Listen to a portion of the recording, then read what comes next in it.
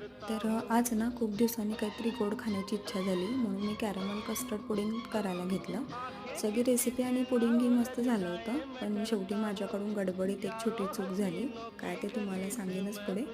बाकी यासाठी लागणारं साहित्य मी व्हिडिओमध्ये मेन्शन केलं आहे आणि डिस्क्रिप्शनमध्येही दिलं आहे. तर ती चूक अशी झाली की मी ना पुडिंग पूर्ण सेट होण्याआधीच डिमोल्ड केलं.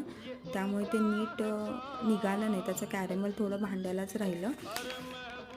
तर आता तुम्ही म्हणाल की मग रेसिपी कशाला शेअर केली, पण असो, छोट्या छोट्या चुका सगळ्यांकडून होत राहतात ना, त्यातूनच आपण शिकतो.